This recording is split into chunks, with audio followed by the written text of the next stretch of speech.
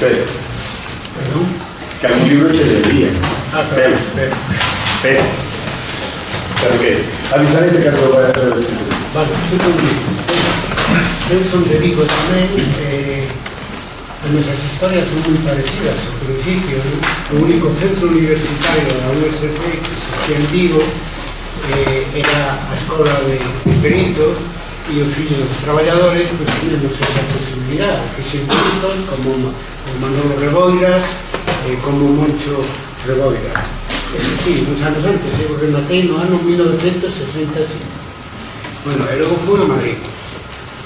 Fui a Madrid para terminar en ingeniería, a saber, na castellana, na Escuela de Ciencias Industriais, o grado superior. E ali é onde me atopei con o movimento antifranquista que, como sabedes, ademais das fábricas, era moi activo no mundo universitario.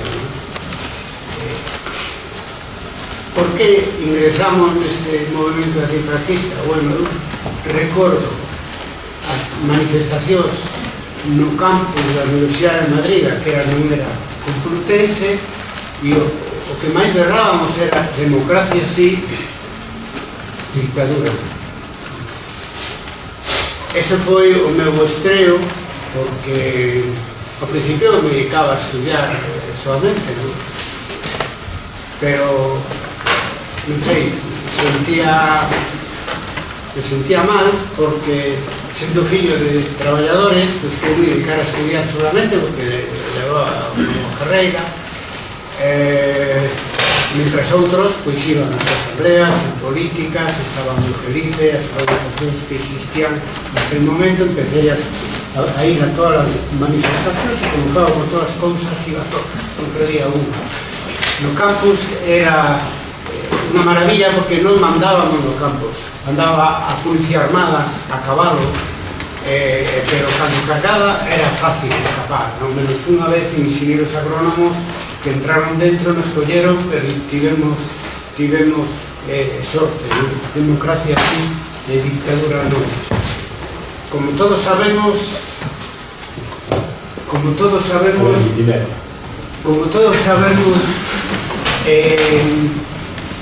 nós vivíamos nun residuo que quedara do nazifascismo dos anos 30, que a dictadura de Franco, paralelamente, naquele momento, había dictadura tamén en Portugal, en Grecia, o cual, pois, era un desastre, non?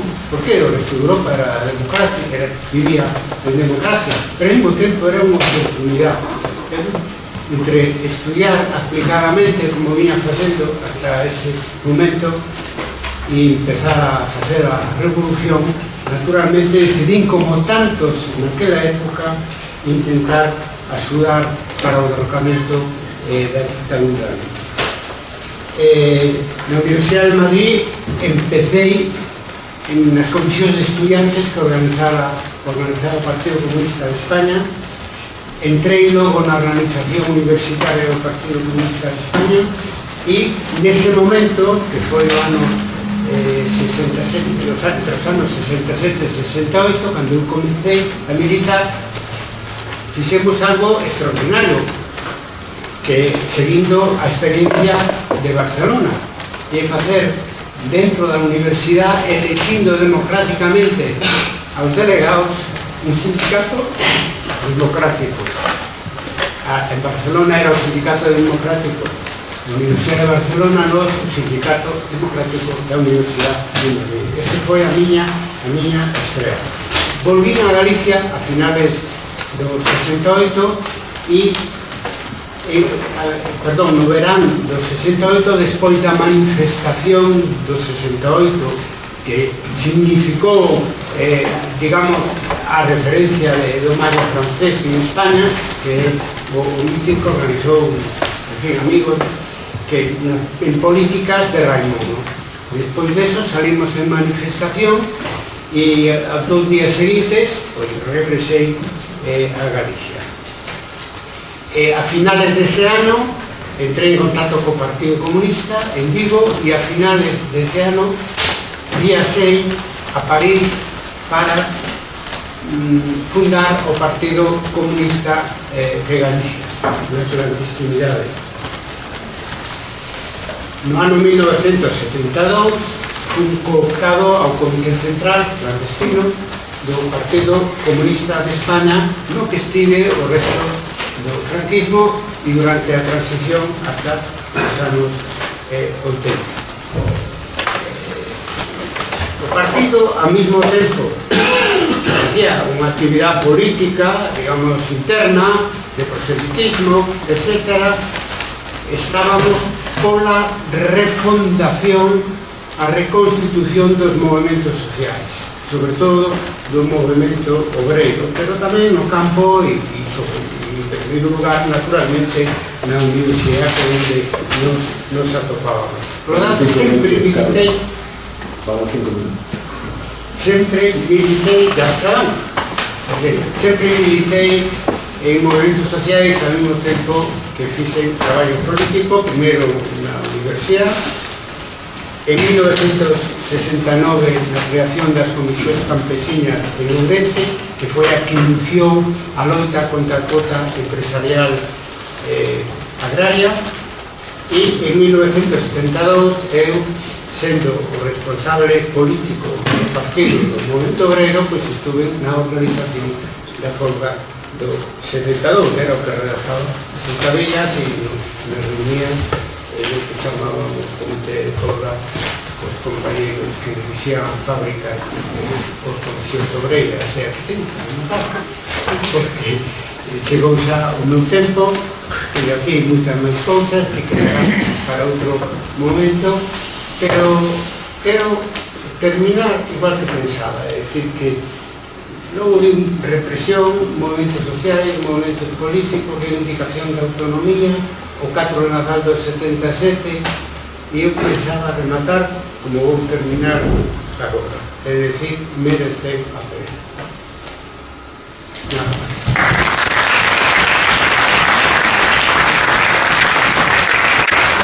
Entre os partidos de izquierda que apoyan ao goberno actual, y entonces, sin eso, ¿qué va a pasar con este tema? Porque si se empieza a tratar el tema realmente judicialmente, van a salir muchos casos, no solamente los conocidos, sino muchos casos, sobre todo de tortura.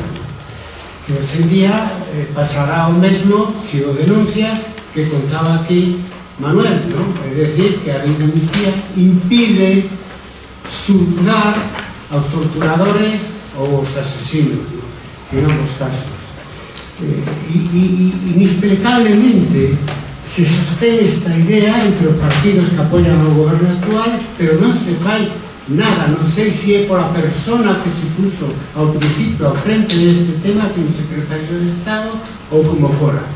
Hai un cambio positivo, e é que como actual ministro que leva agora o tema de memoria histórica, se acordou celebrar o 50 aniversario da morte de Franco e o 50 aniversario de democracia.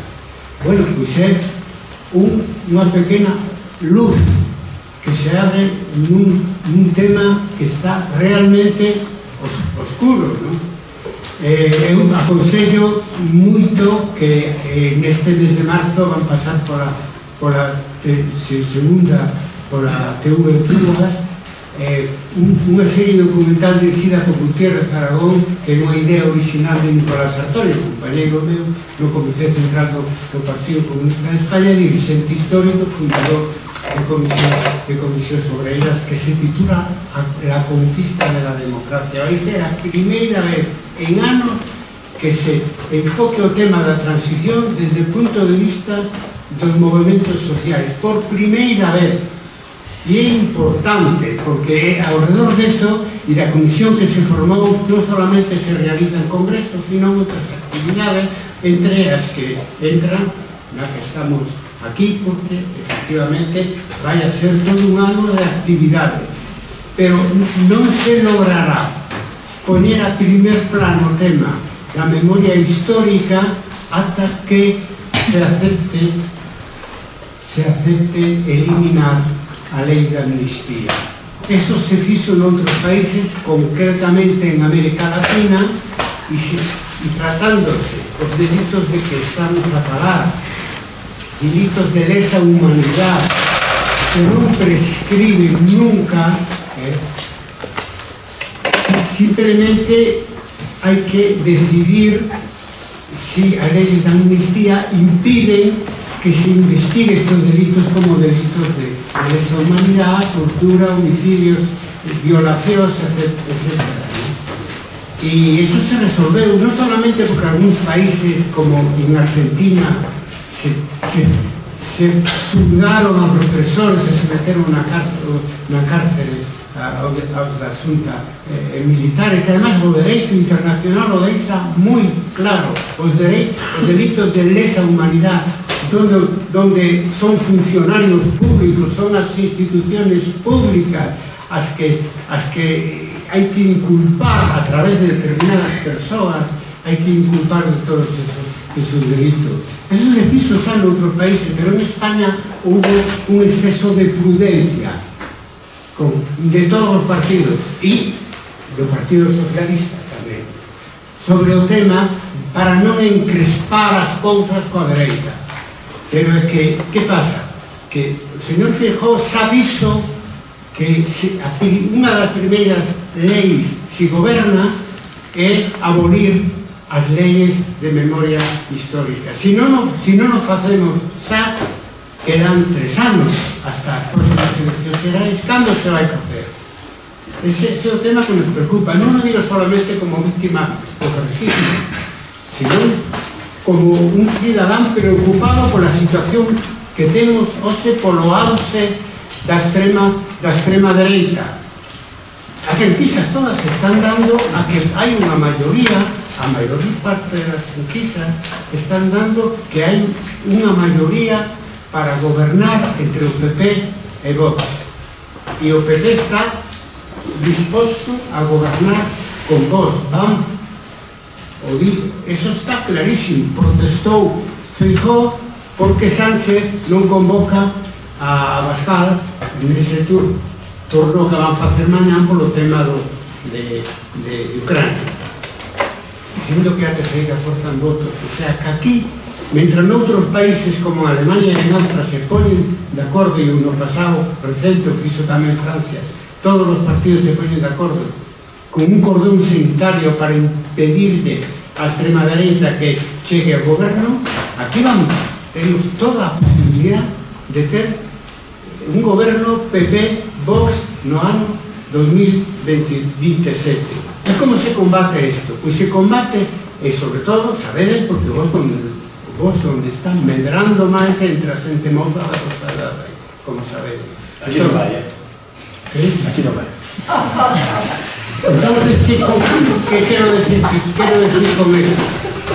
Quiero decir que si non aproveitamos os anos que quedan e o goberno se decide a terminar con ese veto ao tema de que se xulguen os delitos de lesa humanidade cometidos durante o franquismo, pois entonces non vamos a dispoñer de algo que parece que se intuye, e é que a mellor ferramenta que temos para evitar a alza de votos da extrema dereita é a memoria histórica.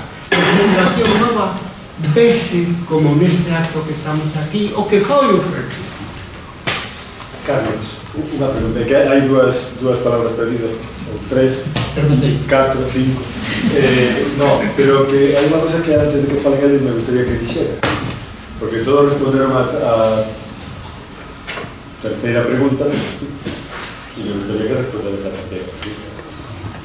A terceira pregunta quedou pendente e tiña que ver coa reconstrucción, e ti acabas de decir que foras víctima do franquismo e eu estaba falando desto, pero fálame do pasado si queres, si non o deixamos. No, vamos a ver. É a segunda vez que te fago. É a segunda vez, estamos nunha aula, pero xa me pasou en outras universidades. Sempre aos colegas e particularmente aos alumnos, porque a outra que fixemos é un dado a clase. Entón, aos que dereu clase de historia medieval, pois logo tú me levaches en contemporánea a explicar que fora torturado. Entonces, eu teño xa algo de experiencia nese sentido. Recoñezo que os compañeiros, como aquí explicou Manuel, que están poniendo querelas, tamén Gerardo Iglesias, tamén Galante da Liga, tamén Luis Melle, un amigo, un compañeiro do PC, as poñen querelas e ya se atopan con muro de que eso non, a justiza española non lo vai tratar porque a lei de amnistía cubre eso. Eso é moi discutible. En todo caso, en dereito internacional habería que perseguir eses delitos por a amnistía ou non. Él quere que trato un caso... No, simplemente que recordes os feitos puntuales que quería falar porque foi a miña tortura cando a Comisión Campesina de Ourense en sede judicial, porque me desaniman para facelo dúas cousas. Unha, o que se está a falar de que os xuíces non están pola labor e o goberno non fai nada, porque o goberno podería, mira que está sacando leis, os votos mínimos para eso, con un enfado tremendo por parte do PP e de Vox, porque non elimina, buscando fórmulas como tamén a Comisión de Dereitos Humanos da ONU, etcétera, recomenda o tema da amnistía, e empezamos a dar testimonio e a denunciar os protagonistas que ainda estamos aquí, porque ao mellor de outras da desaparición da Guerra Civil, pois xa non están, pero é que os torturados estamos. E entonces... Pasamos a palabras, si queres. No, ese primeiro está. En segundo está, perdón, que os afecta a vos, fago o que vin que fai Galante sempre que me preguntaba, pobreño, morreu igual que mire el niño o ano... Bueno, pois contar algún detalle nada máis, pero non podes contarlo todo, primeiro, porque é moi difícil que haxa empatía. Que é moi difícil. Por la experiencia de conferencias académicas donde sale o tema como aquí y empiezas a dar algunos datos y se crea un silencio ensordecedor y luego salen unas preguntas rarísimas por parte de los estudiantes, rarísimas, que aún no desanima. O sea, si eu conto toda esta historia que me consta,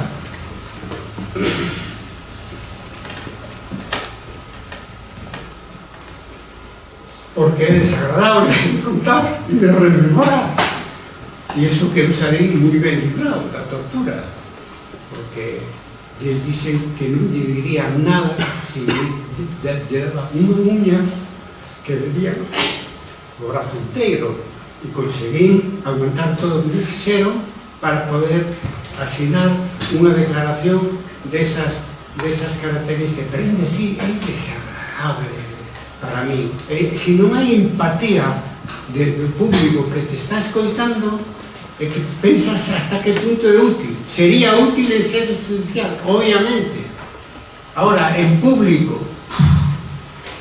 Eso hai que chegar para que eles entendan o contexto.